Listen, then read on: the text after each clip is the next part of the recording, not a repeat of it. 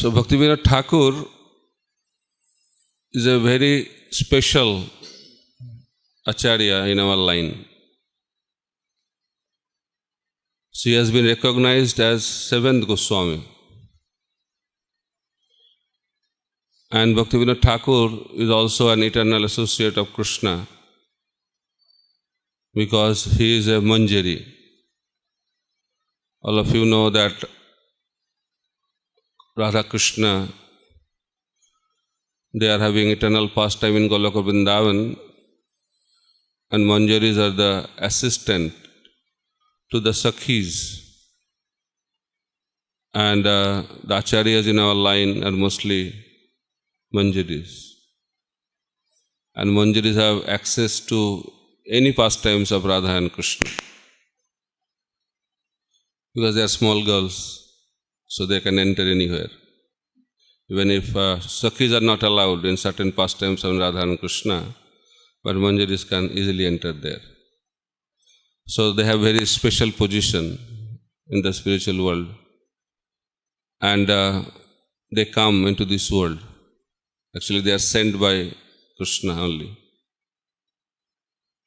to establish Krishna consciousness all over the world. So Bhaktivinoda Thakur is that kind of personality. So you have to understand that at what time Bhaktivinoda Thakur appeared. So this Acharya, just like Krishna also appears in a particular time. Yada-yada-hi dharmasya glanir bhavati bharata. So that time when the whole world is overburdened with sinful activities, demoniac forces are very strong, everything is very chaotic, that time Krishna appears. Just few days back we celebrated Janmashtami and we discussed what was the situation when Krishna appeared. Very difficult situation. So Krishna comes during difficult time, and the specially empowered Acharyas also come during difficult times.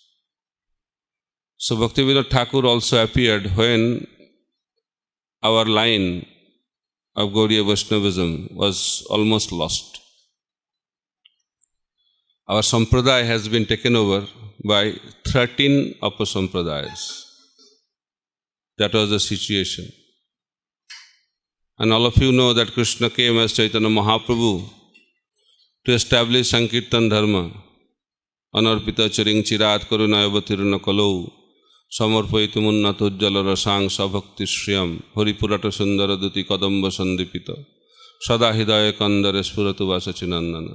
So Chaitanya Mahaprabhu came to give something which has not been given for long time, very long time. Why long time? Because Krishna does not come in every Yuga, only Yugavatar comes. So Krishna comes once in a day of Brahma, and he comes in the 28th millennium in Dapur Yuga, at the end of Dapur Yuga of the 7th Manu, and in the following Kali Yuga, Mahaprabhu comes. And Mahaprabhu came and he predicted also that in every town and village all over the world the holy name will spread. Prithivite ache jato nagaradi gram sarvatra pracharito hoibe mor naam. But Mahaprabhu established the Sankirtan Dharma all over India, and he told that I will send Senapati Bhakta who will take this message out of the boundaries of India in every town and village all over the world. But in order to do that, you need to have some preparation. After Mahaprabhu, 6 Goswamis established, excavated different pastime places in Brajmandal. Very important responsibility. Then they established temples and also established deities. They also wrote so many literatures, books are the basis. And they also established Vaishnava culture. So in that way, the Goswamis established the foundation of Gaudiya Vaishnavism. Excavating the holy places in Brajmandal, establishing the principal deities of our worship. They wrote Vedic literatures, And also, though they established the Vaishnava etiquette and Vaishnava culture. So in that way, they laid the foundation of our parampara. Then after that, it was taken over by Narottam Das Thakur, Srinivas Acharya, Shyamananda Pandit. They distributed this literature, book distribution started. Then slowly, there is a decline after their disappearance. Then Baladev Vidyabhushan, Vishwanath Chakravarti Thakur, they also did something, established again Gaudiya Vaishnavism. But after that, really dark period started. The whole parampara was taken over by upasampradayas, not one kind of upasampradaya, 13 varieties. And Bhaktivinoda Thakur talks in detail about these upasampradayas. And that moment also, the whole Navadip was inundated. Mayapur Dham also was covered over. Nobody knows about Mayapur Dham. So Mahaprabhu's teachings were lost. Not only lost, it was misrepresented. Even the good people, the well-to-do people of Bengal, they really, actually, literally hated the teachings of Chaitanya Mahaprabhu. Because in the name of Vaishnavism, all kinds of nonsensical activities are going on, illicit activities. And low-class people were involved in this kind of Vaishnavism. So whole thing got degraded. And during that time, so British rule was also there. So many things, social difficulties, spiritual difficulties. In that chaotic condition, Bhaktivinoda Thakur appeared. And Bhaktivinoda Thakur, his life can be talked for a long time. One book has been written also, a big book. It's called Seventh Goswami. So all details are there. So we'll try to discuss certain aspects of his life, which are very important for us to understand. So Bhaktivinoda Thakur's life is very exemplary because he was a Grihastha. 6 Goswamis, they came to Vrindavan, acted in a renounced order of life. But Bhaktivinoda Thakur stayed at home and did the job of a Goswami. That's why his position is very special. So, when he was a Grihastha, while he was in Jagannathpur, he was a chief magistrate. So there, he had a daily schedule. So I want to give some idea about his life, then we can talk about his achievements. So his schedule, the whole day, how he used to spend. So he used to write books from 10 o'clock at night till 4 o'clock in the morning. That is our sleeping time. That time he used to write books, 10 to 4. Then after that, half an hour rest. Then 4:30 to 7, he used to chant his rounds. Then 7 to 9:30, he used to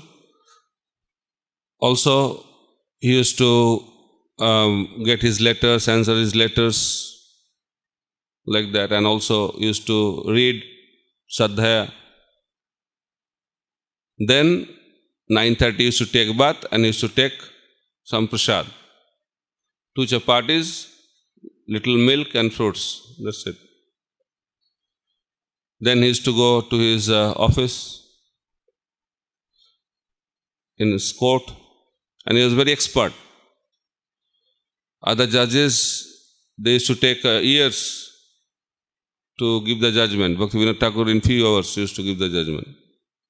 And some judgment used to give in few minutes actually. 10-15 minutes judgment is given.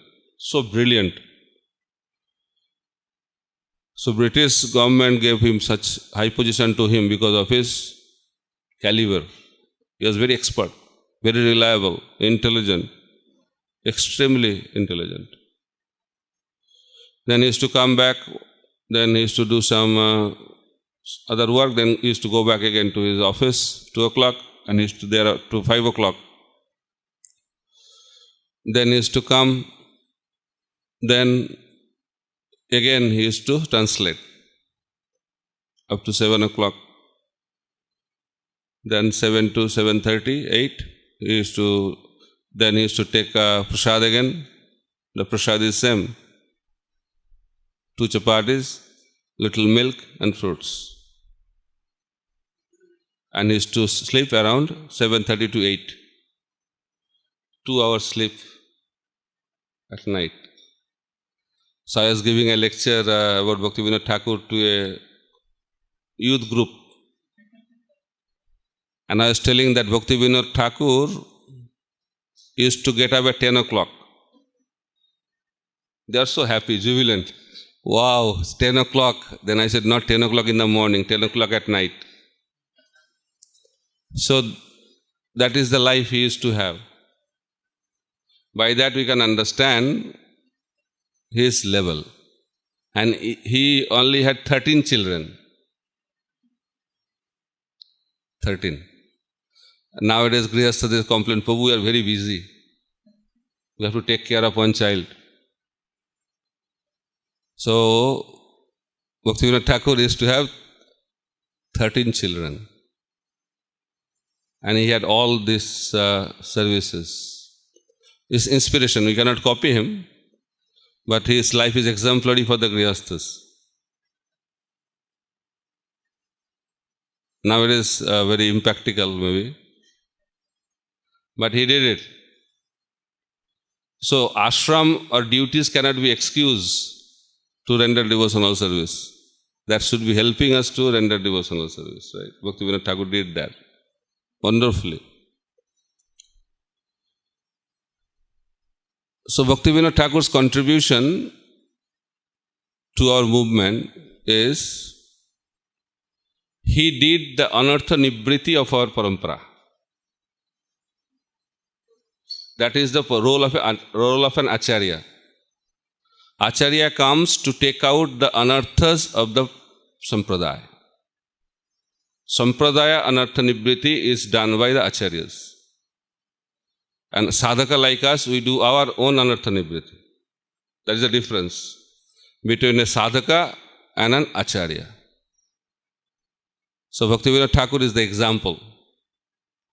How he took out all the 13 upasampradayas, all upasiddhantas, all kinds of attack on the teachings of Chaitanya Mahaprabhu. He completely uprooted it. That's why he is known as the Seventh Goswami. So why Seventh Goswami? Because 6 Goswamis established Brajmandal, discovered Brajmandal, excavated different pastimes of Lord Krishna in Brajmandal. But Bhaktivinoda Thakur discovered Navadvip Dham. He excavated different places of pastimes of Navadvip Dham. And primarily, he discovered the exact location of Chaitanya Mahaprabhu's appearance. Janmasthan. You know there is a lot of debate. Which is real Janmasthan? We will not go into that debate. They claim that some section after Mahaprabhu's departure from this world, and when the whole Navadvip map was completely changed because of the flow of Ganges water, they claim that the Mahaprabhu appeared on the western side of the Ganges, which is known as Kolodip, which is now known as Navadvip town. But Bhaktivinoda Thakur was not sure, he wanted to confirm. So he went and stayed at a small guest house in Kolodip. Better don't use the word Navadvip town, because Navadvip is a whole dham. So he was there in Kolodip, and he was there, and he was in that guest house, and at night he saw some wonderful effulgent things happening on the other side of the Ganges. Highly effulgent. And from that, he saw the direction also, from where it is coming. And he asked his son, he was also there, could you see? He said, I saw. He had, Bhaktivinoda Thakur also had his one clerk with him. He said, you saw something? He said, I didn't see anything.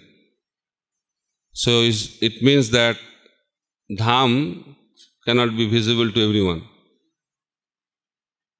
Adyapi se lila kore Gaudarai, kono kon bhagyavan dekhibare par. It's not that everybody can see. Bhaktivinoda Thakur says, even if we stay in Dham, we may not stay in Dham. We stay at the outer space of Dham. Because Dham is covered over by Yogamaya potency. So unless and until we get the mercy of the Lord, we cannot enter into it. Although physically we may stay. Just like when we go to Navadvip now, we see Vamanpukur, we see Janmasthans, but this is not exactly the, what you can say, the form of Navadvip Dham. When Bhaktivinoda Thakur saw, it was a wonderful, effulgent city. Brilliant palaces. That kind of Navadvip Dham he saw. That is a real form. And he also came to the other side of the Ganges in Ballal Dighi. And he stayed there and he saw that Panchatattva and all other associates of Chaitanya Mahaprabhu, they are dancing, chanting, doing Harinam Sankirtan. He could see that. And he went to the location. And he saw that a neem tree and surrounding that neem tree only tulsi plant, nothing else. So he asked the local villagers and they said that nothing is grown here, only tulsi. And he asked, what is the name of this village? He said, Miyapur. Because Hindus don't stay there, so that's why the place has become different. It becomes Miyapur. But Bhaktivinoda Thakur went back to check the map. And name of Mayapur is there and it is shown in the map that it is at the eastern side of the Ganges. So archaeologically he has established that Mahaprabhu's birth took place at the eastern side of the Ganges. So archaeologically it is proved, but he was not fully confident about that also. So that time Jagannath Das Babaji also was there. So he wanted to confirm spiritually. So Jagannath Das Babaji could not move. So he was carried with a basket on the head. And he came at that place. And when he came, as soon as he came there, he jumped out and started jumping and chanting the holy name and chanting the name of Gauranga Mahaprabhu. And it is at 10 foot, 12 feet was jumping. The same person who cannot move, he was so jubilant and he started declaring, this is the birthplace of Nimai, this is the birthplace of Nimai. Gauranga, Gauranga. So in that way, Jagannath Das Babaji Maharaj confirmed that this is the birthplace of Chaitanya Mahaprabhu.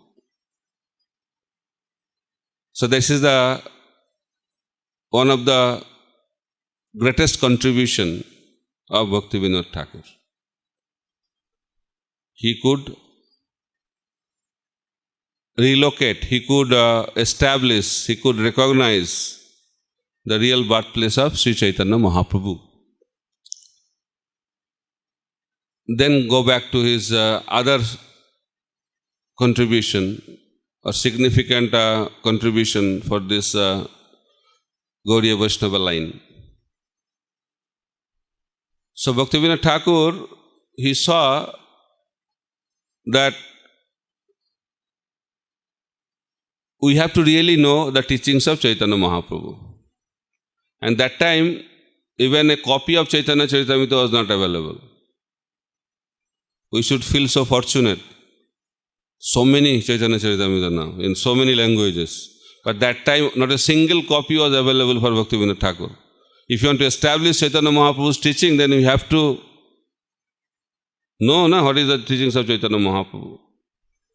And teachings of Chaitanya Mahaprabhu are very nicely explained in Chaitanya Charitamrita. So he was finding a copy of Chaitanya Charitamrita, somehow he found it.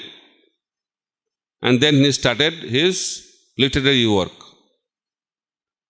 He wrote more than 100 books. Definitely, every day, whole night he used to write books. So many books he wrote. And the life and precepts of Chaitanya Mahaprabhu, that book was released in the year 1896. And that's the year Srila Prabhupada appeared in this world. There's a connection, always there is a connection. We should not think that everything is happening by chance. It's not like that. Everything is planned. And Bhaktivinoda Thakur also predicted so many things, but 3 predictions Bhaktivinoda Thakur had. First prediction is that he said, I think in 1885 or 1886, some year, he predicted that one personality will come, soon will come, and he will take this message all over the world. That time Bhaktisiddhanta Saraswati Thakur Prabhupada already appeared.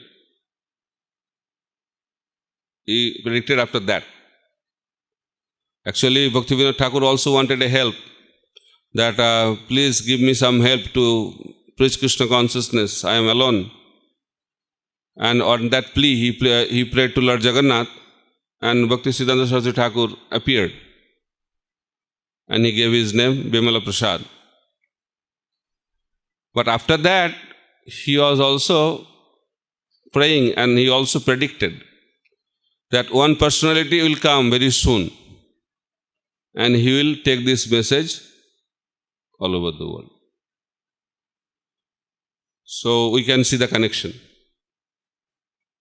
And he also said that very soon the time it will, in the future, there will be in foreign countries like America, Russia, and all other countries, Germany, he mentioned many countries' name, where the local people will take kartal and mridanga and chant the holy name of the Lord. That was his another prediction. And he also gave another prediction that these devotees from the West, they will come to Mayapur. And they will chant the name of Gaur Hari along with the local Bengali devotees. That was his third prediction. And in 1973, when Prabhupada had a Gaur Purnima festival, that year 500 foreign devotees came. Not many, but 500 is a big number that time. And Srila Prabhupada said that Bhaktivinoda Thakur's prediction has become true. So what Lord predicts, what pure devotee predicts, that definitely will manifest. So somebody asked Prabhupada that Bhaktivinoda Thakur was a Seventh Goswami, highly empowered. Then why he did not take the message out of the boundary of India? So, such a difficult question. But Prabhupada said that Bhaktivinoda Thakur could have done that. Definitely. He is extremely brilliant personality. So he is the energy of Gadadhar Pandit actually. His pranam mantra, Bhaktivinoda Thakur's pranam mantra is Namo Bhaktivinodaya Sachidananda Namine Gaura Sakti Sarupaya Rupanaga Varayate. Gaura Sakti is Gaura Sakti Sarupaya. Gaura Sakti is Gadadhar Pandit. So Gadadhar Pandit's Shakti Aves is there in Bhaktivinoda Thakur. So he is not an ordinary person. He is not an ordinary Manjari also, extraordinary Manjari. Kamala Manjari. And she, not she or he, okay, Kamala Manjari, who is Bhaktivinoda Thakur, he is always in the Kunja of Lalita Sakhi. And Lalita Sakhi's Kunja's name is Sananda Sukhada Kunja. That's why he always named his Kunja, his Bhajan Kutir as Sananda Sukhada Kunja. Because he is the maid servant of Lalita Sakhi as Kamala Manjari. So Bhaktivinoda Thakur could have easily take the message of Chaitanya Mahaprabhu all over the world. Just like incarnation, they have their role to play. Right? In the same way, different acharyas have different role to play. So Bhaktivinoda Thakur laid the foundation. Just like Balaram came and established the womb of Mother Devaki, suitable for Krishna to appear. In the same way, different acharyas play different role. It's not that Bhaktivinoda Thakur could not have done it. He could have done it. Any acharya in our line could have done it. But Chaitanya Mahaprabhu chose another person. That's why he did it. We should not compare, because different acharyas have different role to play. So Prabhupada took a very humble position, and Prabhupada said that Bhaktivinoda Thakur wanted to give that credit to me. That's why he didn't do that. So this is our mood of parampara. And Prabhupada never took any credit. When someone asked Prabhupada that you did so much, you have established this Hare Krishna movement all over the world, so many followers, so many temples, so many books. Immediately he said, if anything has happened, it's because of the divine mercy of my spiritual master. Om Vishnupad Paramhamsa Parivrajak Acharya Ashtattara Satasishimat Bhakti Siddhanta Saraswati Thakur Srila Prabhupada. And because of the hard work of my young American boys and girls, my disciples, they worked so hard. And because of that, whole thing established. So, this mood has to be imbibed. That giving credit to the superiors, giving credit to juniors, and giving credit to equals. That is the position. Then we can become a transparent via media. Otherwise we cannot become. We become a block. As soon as we take the credit, then parampara is broken. Because you don't become transparent via medium. So why it is transparent via medium? Because they don't take any credit. So Bhaktivinoda Thakur did not take any credit. Srila Bhaktisiddhanta Saraswati Thakur did not take any credit. Srila Prabhupada did not take any credit. That's why parampara is flowing. But the moment we start thinking that we are doing it, then parampara is blocked. That is the meaning of Guru Parampara. Nobody takes the credit. It always goes back. And ultimately, everything is done by Krishna. Just like in Kurukshetra war, Krishna told that I have already killed all of them. Now, I want to give you the credit. That's why you fight and kill all of them. In the same way, when Mahaprabhu predicted that in every town and village all over the world, holy name will spread, it is already done. Now he has to give the credit to his devotees. Actually, Mahaprabhu is preaching. And we have to become nimitta matrayana, insignificant instrument. And as soon as we start thinking that we are doing it, we'll do something, definitely. Because Krishna always reciprocates. If you have the desire to do something and to become something, Krishna will fulfill that. But when Krishna empowers you, then you cannot think that how much can be done. Just like Prabhupada's life. When Prabhupada started doing, Prabhupada is telling that everything is happening by some higher arrangement. I am not doing anything. Things are manifesting one after another, one after another. So when obstacles will be there also, one after another. So that is the nature of Krishna. When he gives travel, he will give travel into the highest extent. And when he will give him success also, you cannot imagine. So whether Krishna takes away or gives, everything is his mercy. Just like Prabhupada, while he was in Allahabad, everything is taken away. Everything. And his wife also, his family members also, everybody left him. Because that is Krishna's mercy. Krishna says in Srimad Bhagavatam, when I am pleased with someone, especially pleased, I take away everything from him. That is the first step. Then other people also will criticize him very badly. Nobody will talk good about him. That is the second step. In that way, his life will become miserable. That time, Krishna shows his mercy. So that is the way Krishna's mercy flows. And pure devotees, they can understand that. When everything was taken away from Prabhupada, he was not thinking, oh, why did it happen to me? He thought that this is the special mercy of the Lord. And when same Prabhupada, when he started Hare Krishna movement, then Krishna supplied unlimitedly. So we should be very peaceful. How we can be peaceful? When we are completely confident that we are not the doers. And the moment we start thinking we are the doers, the life will be of anxiety. Because we will be attached to the results.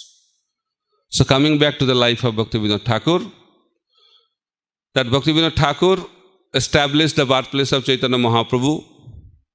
He wrote so many wonderful books and established the teachings of Chaitanya Mahaprabhu. Because writing books is very, very important. Books are the basis. Six Goswamis also wrote books. Bhaktivinoda Thakur wrote books. Srila Prabhupada wrote books. Books are the basis. If books are not there, then our preaching will be sentimental. Sentimental preaching. So books are the basis. So it is explained in Srimad Bhagavatam. What is the result? We can understand that Krishna is pleased with our study of scriptures. You have to understand that whether Krishna is pleased or not by our sincere study of the scriptures. How will you know? Do you know? There are many ways can be understood, but one significant way it is said in Srimad Bhagavatam that when we develop the taste, develop the desire to hear about the pure devotees of Krishna. When that taste will come, when we develop the desire to hear about the pure devotees of Krishna, that is the proof that Krishna has given you the blessings of your scriptural study. So attraction for the pure devotees is the real result of scriptural study. So, talking about Bhaktivinoda Thakur, talking about previous acharyas, talking about Goswamis, talking about different devotees from Srimad Bhagavatam, is more important than talking about the Supreme Personality of Godhead. This is the word of Krishna himself. So therefore, we have to really develop the desire to know the life of our acharyas. Because when Krishna does something, we take it, that Krishna can do anything, because he is the Supreme Personality of Godhead. We cannot relate. Krishna lifted Govardhan Hill. How we can connect? Krishna is dancing with 1 billion gopis. How we can connect? Krishna is killing Putana. How we can connect? We cannot connect. Because it's superhuman activities. But when devotee does something, that is more important for our life. That's why Krishna comes as Chaitanya Mahaprabhu, and Chaitanya Mahaprabhu personally exhibits how to act in devotional service. When Ramanujacharya, when Acharyas go through difficulty, when Acharyas do something wonderful, then that is our real inspiration. So Ramanujacharya, he wanted to go up to Tirumala Hill, but he didn't want, because Tirumala Hill is non-different from the Lord. So he was using the knees to go up. Then he was there and he got laddu, Tirupati laddu, and came back, came down again. Then when he came down, he opened and he saw that one ant is there. So he started thinking that what a disservice I have done. If the ant would have been on the hill and leave his body, then his life will be successful. But now I have taken away of that ant from the hill, then his fortune is gone.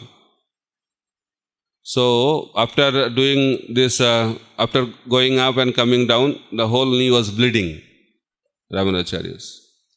Then again he went up. He went up, kept that, now he cannot go with the knee. So how he went?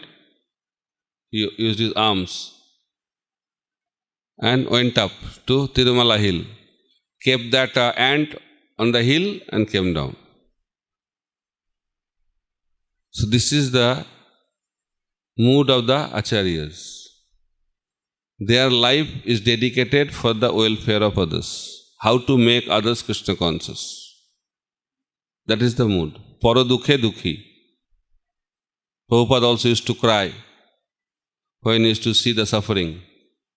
On Govardhan Puja day, I think in Mayapur, he was there, and the local people, some small boys were eating and fighting with the dogs to get some food. And Prabhupada was literally crying. And on that day he declared and he wrote and communicated to all the temple presidents that no one should go hungry within 10 miles radius of an ISKCON temple. So that is the mood of compassion. And preaching happens based on that compassion. Krishna comes also out of that compassion. Rosik Shekhar Krishna Paramo Karun. That is the mood. Why Krishna comes? Because of these two qualities. Rosik Shekhar Paramo Karun. So Krishna is Rasa Vaisha. He is Rasa. He enjoys Rasa. He also allows others to relish Rasa. That's why he is Rasa Vaisha. And he is Param Karun. He is extremely merciful, compassionate. And because of that, he comes to this world. Why he comes to this world? Krishna doesn't come for Paritranaya Sadhunang Vinashaya Duskritam Dharma Samstapanarthaya Sambhavami Juge Juge. Krishna comes for two reasons. First is Premaras Nirjas Karita Ashadan Ragamarga Bhakti Loke Karita Pacharan. So first he comes to experience his own rasa, Premaras Nirjas. He wants to experience the essence of prema. And he wants to distribute Ragamarga Bhakti. Because by doing Ragamarga Bhakti, we can enter into Goloka Vrindavan. So that's why Krishna comes also in this world because of the compassion. That is the main reason. Parama Karun. In the same way, the Acharyas also come based on that platform, compassion. So Bhaktivinoda Thakur's activities also are based on this principle, same principle of compassion. They took so much trouble for their lives. Why? To help all of us. Goswamis took so much trouble in their life. Why? For the welfare of the whole society, whole world, whole universe, whole creation. So Bhaktivinoda Thakur wrote so many wonderful books. We are discussing about the books are the basis. So without books, nothing can happen. And Bhaktivinoda Thakur also realized that. That's why he found the copy of Chaitanya Charitamrita and wrote so many books. And after that, he also wrote so many beautiful songs, bhajans, poems, brilliant. Bengali, primarily Bengali, English also, Sanskrit also, but primarily Bengali songs. And you don't have to read Srimad Bhagavatam, you don't have to read Chaitanya Charitamrita. If you read Bhaktivinoda Thakur's song, all the conclusions are readily available. All the intricacies of the scriptures, topmost philosophies are explained by Bhaktivinoda Thakur in the simple Vaishnava songs. Very nice. Mahaprabhu's teaching, Sinadapi Sunichana Taradapi Sohishna Amanina Manadena. How to do that? Very beautifully Bhaktivinoda Thakur explains in his song. So his songs are really a great contribution for our movement. That is the treasure house of all our knowledge of the scriptures. Then what he did, he also started preaching. He discovered the birthplace of Chaitanya Mahaprabhu. He wrote books, he wrote songs, but he started preaching also. And what was the headquarter? Headquarter is Surabhi Kunj in Godrumdip. And he started doing Namhatta preaching. Nodiya Godrume Nityananda Mahajan Patiyache Namhatta Jivera Karan. Again, why he did that? Jivera Karan. For the welfare of the people. So Bhaktivinoda Thakur, I think he established how many Namhattas? I forgot the figure. More than 500. Huh? So many Namhattas. Hundreds of Namhattas he established. And in that way, he established the unique preaching style. If you want to preach, then you have to be organized. Bhaktivinoda Thakur established that. You need an organization if you want to preach Krishna consciousness. That's why he established that Namhatta organization. And he wrote a book also, how it will be organized. He wrote a manual. That is Godruma Kalpatavi. It's not only he preached, how to preach, that is also recorded. Manual. That's why he is an Acharya. He knows the principle that after I go, everything will be gone. But if books are there, it will continue. That's why the Acharyas, they know how the movement will continue. And Prabhupada also did the same thing. He established a wonderful society, the International Society for Krishna Consciousness. Why? Because he knew that after I depart from this world, if I don't establish a structure or organization, this movement will stop. Because person-based preaching will continue as long as he is there. But after he disappears, things will also disappear. But Acharyas, they don't want that things will disappear. So main foundation is the books. Then other thing is organization. So Prabhupada did both. First he wrote books, then he established temples and society. But he was confident that if all the temples of ISKCON is closed, all the temples are closed. Hypothetically, just tell me. If my books are there, then anybody can come and read my books and start the movement again. That was Prabhupada's vision. Because he knew that books are the basis. He did not say temples are the basis. Books are the basis. Because foundation has to be strong. And the strongest foundation is the knowledge. That foundation Prabhupada built, and he also manifested that foundation in the form of our wonderful society, International Society for Krishna Consciousness. And he did that because he knew after I leave, this movement will continue. In the same way, Bhaktivinoda Thakur left, but his preaching legacy continued because he wrote that wonderful book, Godruma Kalpatavi. So whatever congregational preaching is happening in ISKCON, the foundation is that Godruma Kalpatavi. So that's why he is an Acharya. They can see the future. Then he developed Navadip Mandal. Not only he discovered the birth site of Chaitanya Mahaprabhu, he personally went and begged in Calcutta to construct the temple of Chaitanya Mahaprabhu's birthplace. And he was collecting 1 rupee from each person. If someone wanted to give more, he didn't want to take. He said, I want to involve everyone. I think he collected 50,000 rupees. So from 50,000 people. And with that, he built that wonderful temple. You should not think 50,000, not today's 50,000. That time 50,000 was very valuable. So he built that temple. And he also started Navadip Mandal Parikrama. He did Navadip Mandal Parikrama. And he wrote also a book on Navadip Mandal. Navadip Mandal. How he was experiencing the Parikrama. Whole thing is there in Navadip Dham Mahatma book. And he said that by doing Navadip Mandal Parikrama, the whole world will be liberated.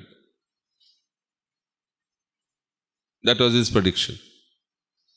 Because in Kali Yuga, the glories of other dham will diminish. And glories of Navadip Dham will manifest more and more and more. And we get special mercy when we develop or participate in activities in Navadip Dham, because Bhaktivinoda Thakur also wanted to do bhajan. And he was coming to Vrindavan. And he was near Calcutta. There's a place name is Tarakeshwar. It's a place of Lord Shiva. Tarakeshwar Mahadev. Very famous in Bengal. So he was there taking rest, and at night Mahadev appeared. He said, Bhaktivinoda, Thakur Bhaktivinoda, why you are going to Brajamandal? You should not go to Brajamandal. You want to do bhajan, na? So do bhajan in Navadip. Because you have to discover the birthplace of Lord Chaitanya. You have to establish Navadip Dham. If you go to Brajamandal, he will do that. So he got the instruction. And that's why he came back. And he settled down in Navadip. And he used to stay in Sananda Sukada Kunja in Godrumdip. And government was not willing to leave him. Even he wanted to retire. He said, I want to retire now. I want to completely dedicate my life for preaching. But British government was not allowing him to go. He said, no, I don't want to. He said, okay, all the arrangements will be made. You don't have to worry at all. Then from his home to his office in Krishnanagara, they built a special train line. So see the level. A devotee is expert. We should not think, oh, I am a devotee now. All other activities are not important. Bhaktivinoda Thakur, he is the Acharya, but he is doing his job in the court. But he is an Acharya. And he also predicted that one day will come, the High Court judges also will wear tilak, they will become Vaishnavas. So that is the level of Bhaktivinoda Thakur. He is showing, because he is the he is the really practical Acharya for Kali Yuga, because he showed how being a Grihastha you can become a Goswami. By staying at home, how you can become a wonderful preacher. How you can write so many books by being a Grihastha. Everything he did. He wrote books, he established so many temples, he established Birthplace Temple and other places, he established Navadvip Mandal, he wrote books, he started preaching. So many things he did, being a Grihastha. Not only an ordinary Grihastha, he was having only 13 children, and he was also having the job in the court as a magistrate. Very busy person. But even after that, he was accomplishing so much. So by that we can understand that I don't have time is only an excuse.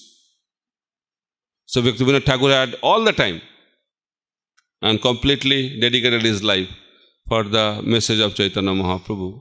So on this auspicious day of his appearance, we pray at his lotus feet that mood of service, the mood of spreading Krishna consciousness, and also mood of his bhajan.